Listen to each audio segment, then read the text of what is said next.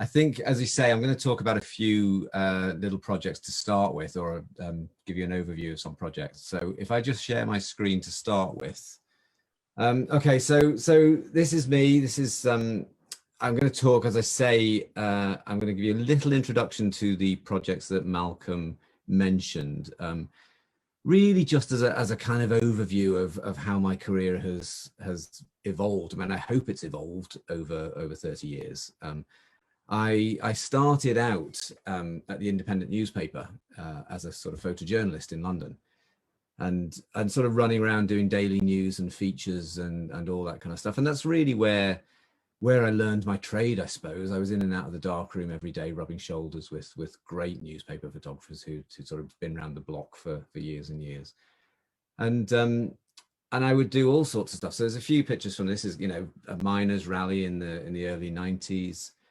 A piece for UNICEF in Liberia, about UNICEF in Liberia, and this was the Remembrance Day in the weeks leading up to the Gulf War, and so the thing about the Independent was we had this great freedom to sort of be quite political and sort of think outside the box, and it wasn't just pictures of, you know, poppies and things. We could make these kind of statements about all the saber rattling that was going on. And but I very quickly really got to the point where everything was told in one picture, and I was getting frustrated with this, and I wanted to do sort of more in depth, dig a little bit deeper into stories. And the first example of that was one that Malcolm mentioned there, Thatcher's Children. Well, it wasn't called Thatcher's Children at the time. It was a story about the underclass. The underclass was a word that was being bandied around by politicians at the time, and with the French newspaper Libération and with the Independent, we went up to Blackpool and met this family and said, okay, well, who are the underclass? Let's put a face to this story, and actually let's hear from the people that are just so easily forgotten and dismissed. So this picture ran in the French paper, and in the Independent, they ran one picture like this. Now this was a broadsheet, so that was a really big, bold use of the picture, and it was great. And people still remember this picture now. And so what I did is for a long time, I wondered what happened to that family, and I couldn't find them again. And then eventually, about 5 years ago, 2016, I found them again. And I've been working with the extended family. There were 6 kids originally, and I've been working with sort of 3 or 4 of them ever since. So this is Katrina in 1992. And this is Katrina at her wedding in 2018. And I've only ever shot one wedding in my life, and it was Katrina's, and I was delighted to do it because that older picture had been so important to me. And then, so just a couple of pictures from this. This is the more recent stuff, which is all shot in color. This is now Mark, one of the original children, his children. And it's a long project. I've been spending a long time with them, just dipping in and out of their lives. And it ran in the Guardian weekend, the back end of last year, where they ran a whole spread with a lovely piece by the writer Jack Schenker, who really got under the skin of it, really. And it was about, exactly as Malcolm says, it's about sort of tying in experience to policy decisions, and really trying to do that. So that's kind of the first example of a long-term project, which started from way back in the early 90s when I started out. But I'm going to now jump right up to date with the most recent piece of work I've done, Bank Top. And this again is, you know, takes the form of a long-term documentary series, but it's set in a tiny, tight-knit community in Blackburn. And although it's all shot within the space of about 500 yards, I'm working on a big old camera, and I hope it has a significance beyond the community and sort of speaks about colonial history and immigration and the Industrial Revolution, and sort of aims to set the challenges faced by some of these communities in the context of political and economic and social and foreign policy. Because a lot of these communities are communities that are talked about and not talked to. So what I do is I go and I spend a long time there, and I'm hanging around in the streets and just chatting to people, and it just takes a long time. And I teamed up with Blackburn Museum were running a project called Kick Down the Barriers, and I was part of that, and I teamed up with a writer and social researcher, my good friend Aziz Hafiz, and we worked together on this. So as Malcolm says, there's a book of this work coming out in October, a monograph being published by Gost. So that's coming out in October, and it's words by Aziz and these pictures. And as I say, they're all shot on large format 10:8 film, and so I'm out in the street. I'm very visible. I spend a lot of time in the community. These are not stolen images, a reportage of me sneaking around corners or anything. Everybody knows I'm there, and I'm talking to them and making these sort of formal portraits. So I'll whiz through just a couple of these, because this is the new work. This is the work that was in the Sony Awards, and we did exhibit it in Blackburn at the back end of last year, and we will be doing more. So mostly it's portraits, but there is some kind of industrial landscape work to show that because it's all about the textile industry and how the sort of cyclical nature of exploitation went to Bangladesh and then came here in the Industrial Revolution, and then, backwards and forwards, and that's how immigration happened. And it's really looking at, when we talk about South Asian communities or Polish communities, it's so easy to dismiss this in a Daily Mail style, people coming over here taking our jobs, but that's not the case at all. They were invited to come here to prop up a dying industry, and then the industry was closed down and sent back to Bangladesh. And so there's a lot of politics in all of this work. And this was a show in Blackburn, which is, I always like to show work in the community where it's made, if possible. And I think we're going to exhibit this work more widely, well, hopefully more widely in the years to come. And then before I get on to 16, I'll just mention Fisherwomen because, as a lot of it takes place in Scotland, and Malcolm's been involved with it from the start. We had a nice few pints up in Montrose when we showed it there for the first time. And this work is more of a sort of celebratory approach. I mean, to me, it's still social documentary. It's still real pictures of real people. But in this case, it's not about politics. It's not about overfishing. It's not about anything like that. It's just about celebrating the contemporary and historical role of women in fishing. So I started out in 2013, and I made a bunch of pictures of women. I knocked on doors of fish factories and smokehouses and just said, "Can I take some pictures?" And that's what I did for a few years, and couldn't really work out how it was going to evolve until I sort of hit on the idea of following the route of the herring fleet, which is this route. Basically starts up in Shetland, right up in Unst, in Balta Sound in Unst, and travels down the east coast to Great Yarmouth and Lowestoft. So that's why the show is in Great Yarmouth now. It's also been shown in Hull, it's shown in Montrose, and it's going to be shown in Shetland. And there's a great history of women in fishing, and history of them being portrayed by artists and photographers. This is John McGee's famous picture of the Fisher Lass. Hill and Adamson's pictures of the fishwives, of fisherwomen in New Haven. In 1843, I mean, this is 4 years after the invention of photography, and these are widely considered to be the first social documentary pictures ever made. And with Rachel Nordstrom at St Andrews University, she very kindly showed me the original calotype albums of this work, and allowed me to research. So much of my work is always kind of research based, and I spent a lot of time looking at the old depictions of women in fishing, and then kind of wanted to go back. I realized that fishing in the last sort of 80 years has been depicted by sort of heroic trawler men going out to sea, and the women are kind of forgotten. They used to be shown on the quaysides and everyone knew who they were, but now they're behind closed doors. So the work's presented in 3 pieces. There's those contemporary pictures of the fisherwomen I showed you.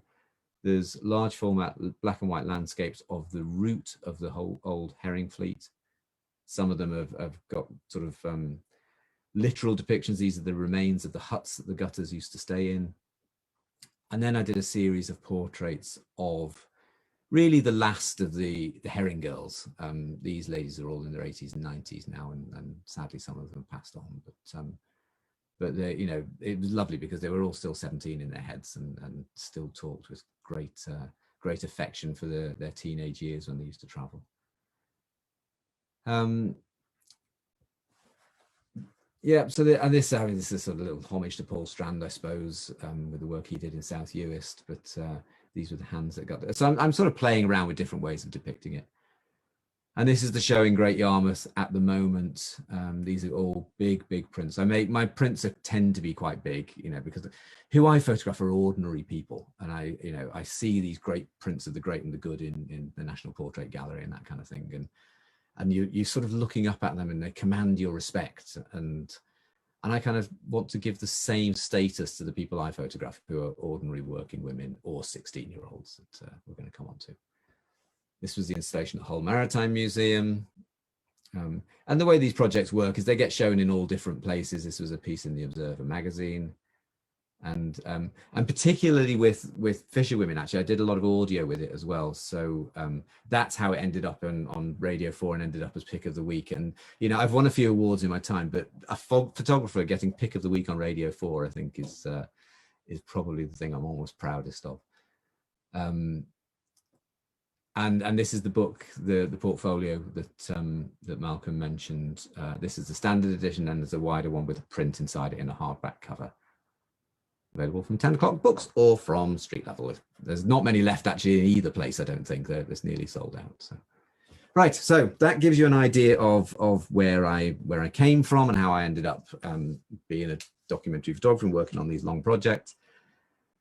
And I should talk about 16, because although, as Malcolm said, it was my idea, it wasn't my project. It was a project that I brought together with the help of Liz Viviora and Anne Braben and 15 other photographers. So 16 photographers worked on this, and it was great to work with a team.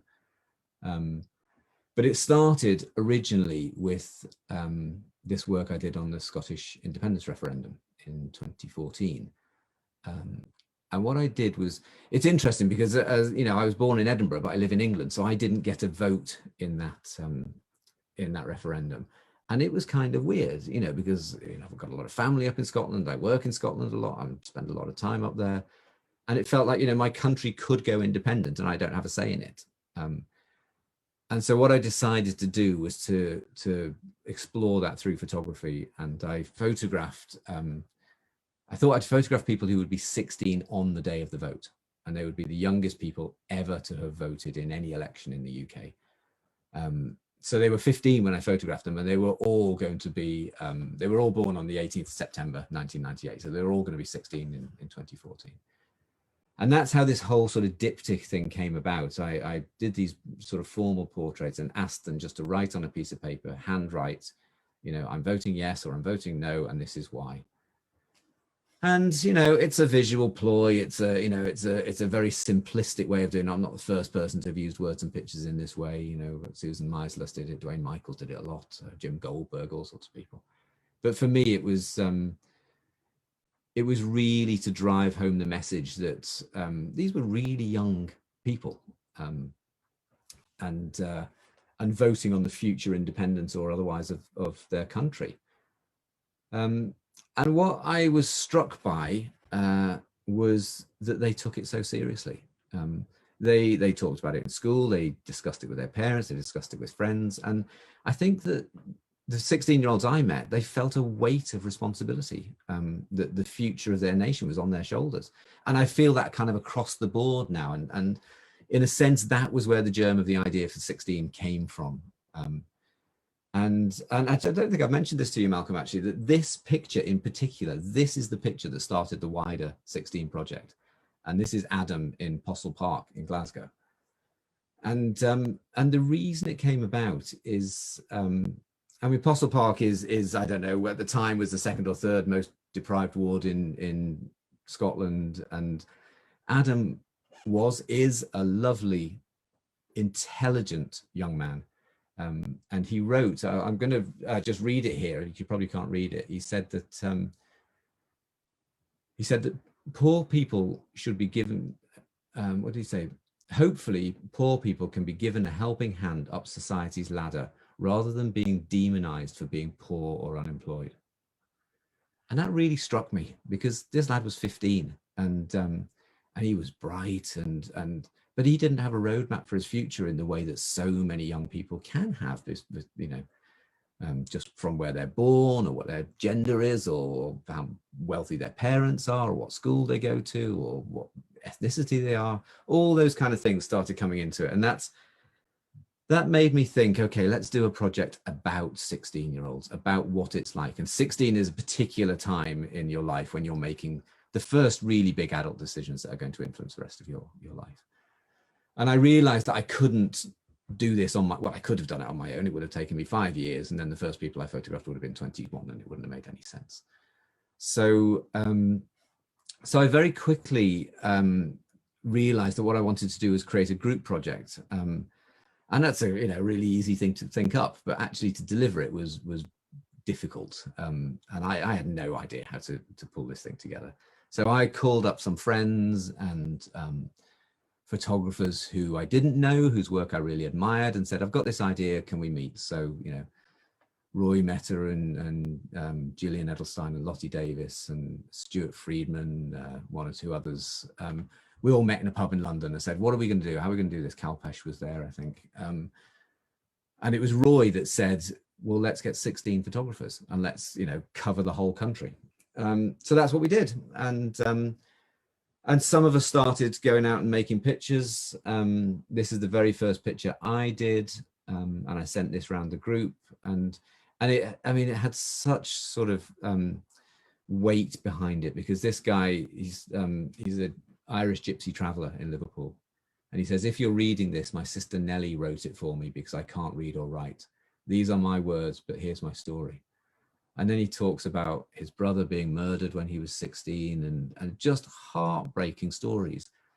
And it really made you think about, you know, how where you come from, your background is so critical to what you, not what you can achieve in life necessarily, but what you think you can achieve in life. And so the project was really about that notion of meritocracy, about, you know, people love to bandy around the word meritocracy and say we live in a meritocracy, but you know, my view is it's not even a good idea to live in a meritocracy. The word meritocracy was thrown out by Michael Young in a book as a spoof, a terrible idea for society. But now it seems to be taken as a great thing. So this was Arsha. He's an Iranian refugee in Liverpool, and this picture was selected by FC Barcelona for their awards in 2017, and then shown at the National Portrait Gallery. And this is the kind of stuff. So it took a long time to get this off the ground, but these are the sort of points along the way that gave us the impetus to make it happen. This is Somerset House. And so at this stage, Liz and Anne came on board and we started to get some money and from the Arts Council, who were just brilliant throughout. And each photographer decided what they wanted to do. Linda Brownlee worked with spoken word artists, and Simon Roberts worked with people with faith backgrounds and all those kind of things. And one of the projects I did two. I did something in the north of England, and I also did Scottish Islands. So I'm going to play you a little film now, which is of me photographing a young girl called Stephanie in the Isle of Scalpay, just off Harris. So this is about 5 minutes. I think we've got time for this. I'll just play this and it'll give you an idea of how I work. And then I'll show you some of the Scottish pictures that are on show in the island pictures that are on show in Irvine at the moment. So I think this should work.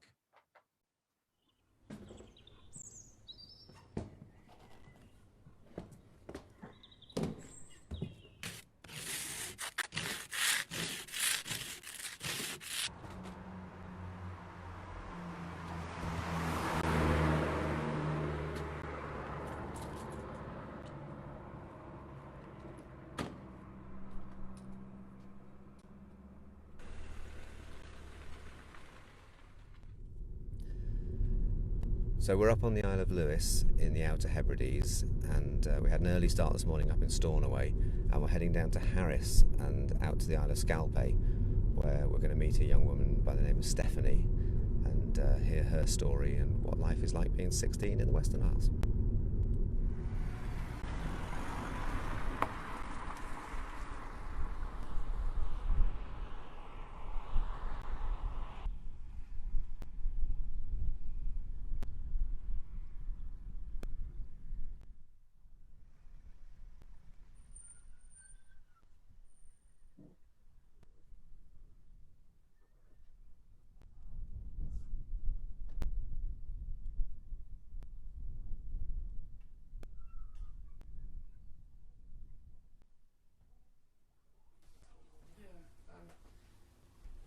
So what we do is I do a portrait, and it's working on this big old camera, which takes a lot of setting up, and then each person writes a piece about their background and their dreams and all that kind of thing. And I usually, this is the way I do it, I'm photographing it against something that ties it into the picture. So when we're talking about going to the lighthouse, if we take what you've written, we might stick it on the lighthouse, and so the red in this picture would marry up with that. I come up to Scalpay Lighthouse with my art bag, and I just get lost in drawing and having a bit of fun, and it gives me a break from being a young carer, because my mum is quite ill at the moment, so I look after her, and it's just a break to become a teenager again. In art, you don't just look for the big picture, you look for the small details as well as the big picture, and you see the different shades of colour, and then you realise that's kind of like my life. You've got the different shades of your life. You've got the dark shades and you've got the light shades. If you're going through a dark point in time, you just keep going. You push through it and you get to the lighter shades. That's how it shines through. Because if you put white down and then you put black down, the white is going to be washed out by the black. If you keep applying the white, it's gonna drown out the black. So that's how I look at life.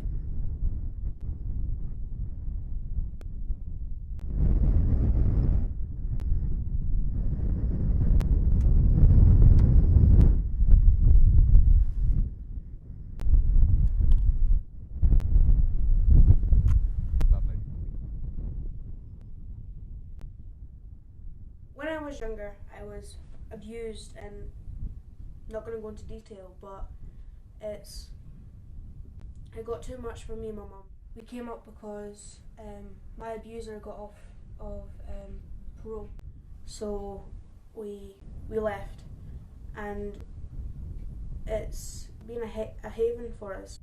But this island changed me because you come up here and everything's completely different. It's a very social area, so it's hard when you first come up here because you're not used to that, and then when you're having to learn how to be a part of the island, it's quite difficult because you have to more or less forget everything you've learned.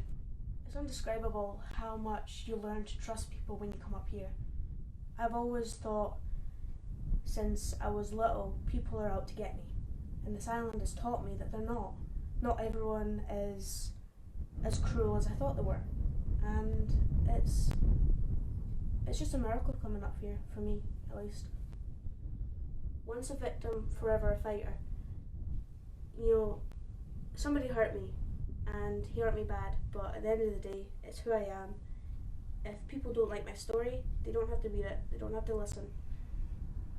But I am who I am, and everything that's happened in the past, it makes me who I am, but it will not define me.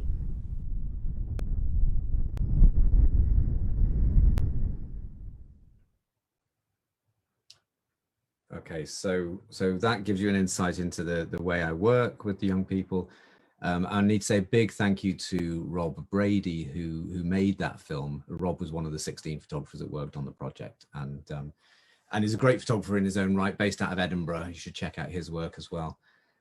But he made the films for 16.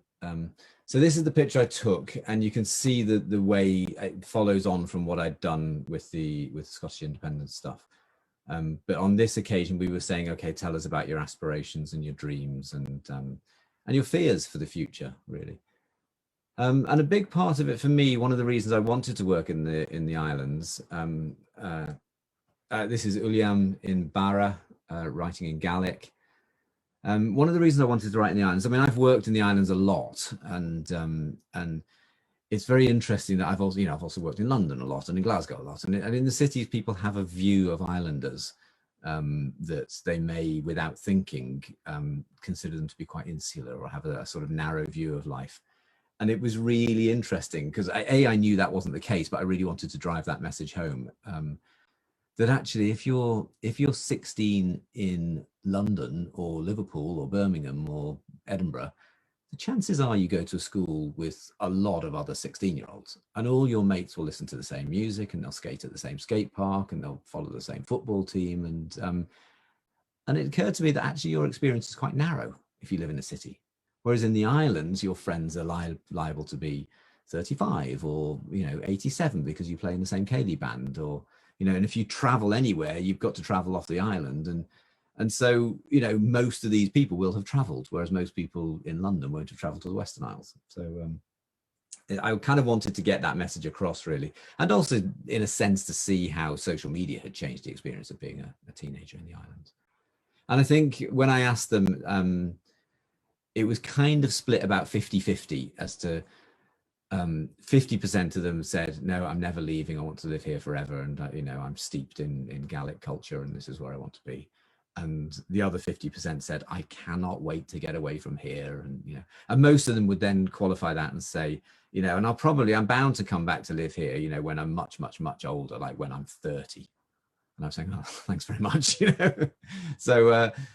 So it was really interesting, that sense of identity and sense of place that people really clung on to in the islands. This is Anna in South Uist. So this is the work that's currently on show in Irvine. And as I say, the 3 or 4 of us did different work in Scotland. Sophie Gerard did a lot of work right across Scotland, mostly on the mainland. I think she did one in North Uist, but Stuart and Linda also did a little bit of work in the mainland too. But this was specifically, I went out to the Western Isles and then up to Orkney and Shetland.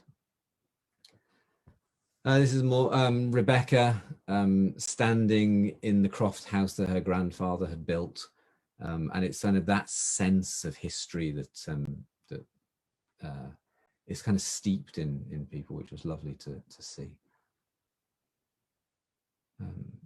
Maud in the Isle of Harris. And so I asked each of them to write 1 page basically, but being teenagers, some of them don't. And so it's great that, Rory is, he is a Gaelic musician through and through. And it was interesting because I went to see him and I would discuss with them where we would do the picture and how we might do the picture. And he said, well, let me take my accordion out onto the Machair and we'll do it down by the beach. And I said, that's just, it's going to be a bit incongruous, isn't it? I don't want these pictures to look like they're too staged. I want it to feel like a real place. And he said, what's the matter with you? We do that all the time. And so actually he does do this, and he goes down, they have ceilidhs on the beach and he plays with the band. And so I'd arranged to do the picture. And then the next day I went back to meet him and I said, how are you doing, Rory? Are you ready for the picture? And he said, I'm not very well today.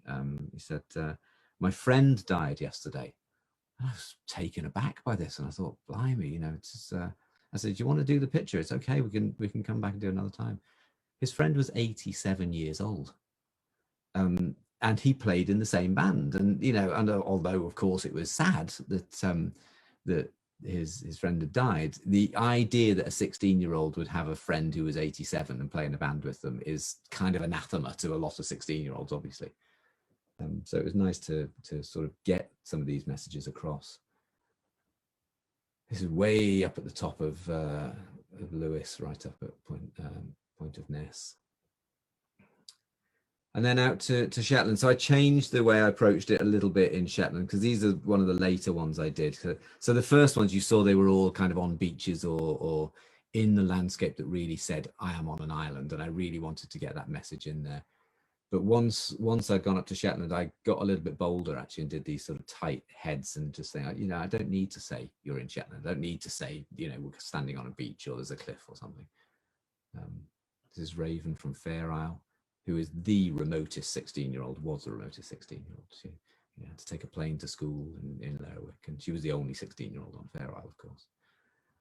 And then just the last couple, some of these are not, that one on the right isn't in the exhibition because I really liked the picture, but unfortunately he never sent me his text and I was mad because I like it, but the whole point was to communicate the story, so they had to go with the text.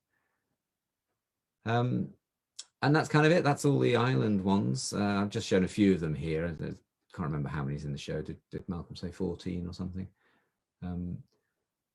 And then this is the Guardian Weekend ran a piece about it, and then the work gets shown. And it's really important to me that the work is shown in in places where people can see it, not just in sort of white cube galleries, but we take it out into the street. So this is at the University of Salford, and this is the big prints I was talking about. This is Stuart Friedman's work shown in a library in Southport, and this was a collection of some of my stuff and other people's. I think that's Roy Meta's work there, and different people. This is on hoardings pasted up in Lerwick in Shetland, just where people can see them. Tate Gallery in Liverpool, and then on the South Bank in London. And in all, we had 20 shows, and it was seen by 350,000 people. So it really was not just an art show, it was a proper kind of get the debate going. And we had debates, public debates with MPs and all that kind of thing. So, and then that was great that they came along to the show. And one of the most gratifying things is they come along and see themselves, and you can see them, their spirits lift when they see themselves, these great big prints on the wall, and you know, see that their opinion counts. So that's it. That's 16. That's me. And